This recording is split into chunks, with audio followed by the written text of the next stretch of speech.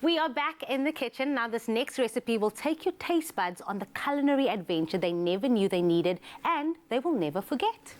So, we've had classic fashion from Timby, classic cars, thanks Chad, and we've seen classic hairstyles. And you, Michael?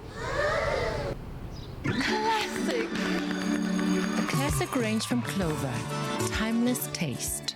Made with love by Clover.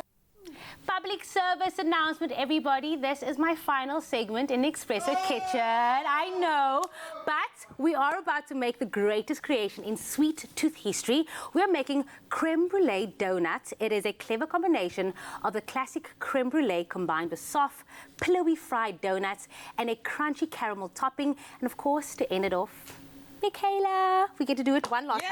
Yay! Yes. Get to make a mess. Okay. Yep. This is like your sisters that went to like private school because look at that. 100%. What is that? They're fancy. They fancy schmancy. I love this one. Once we're done here, we need someone, probably Graham, to go and try and break one of those in half, and we can just hear the yeah, 100%. The crunch.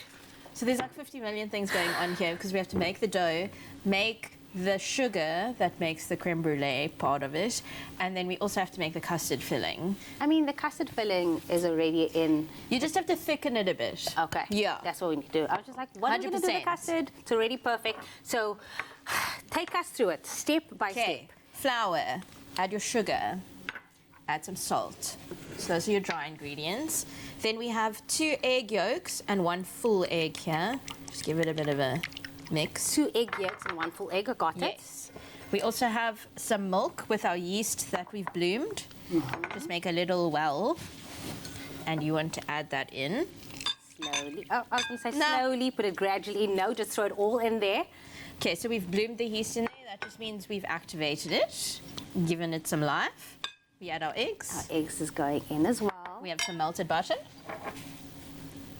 Nice. Now I get the messy bit. It's always so good when, you know, everything's prepped for you because I had you done this at home, it would have taken even longer, but I love that we have the kitchen fairies to help us with everything. So everything was laid out already. All we had to do is just assemble it and And mix thank it goodness together. the kitchen fairies are on TV today too. Yeah, and guess what? We don't have to clean up after Yeah. ourselves as well. Yay! Happiness. I always try though. Do you? Yeah. Do you not try and clean up?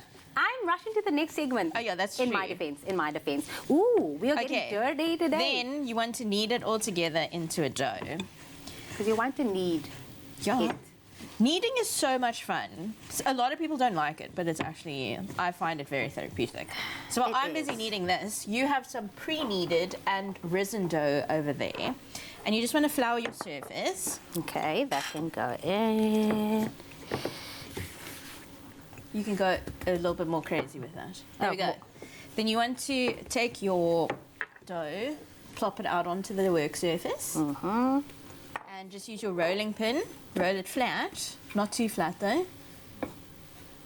Perfect. Stop. Is that fine? That fine? Yes. Use your ring cutter and cut a circle out for me. Or if you can get 2, that would be great. And we already have some oil that's quite warm over here. There we go. Trying to lift it up without breaking it. Nice. There you go. I can maybe get another one out of this. There we go.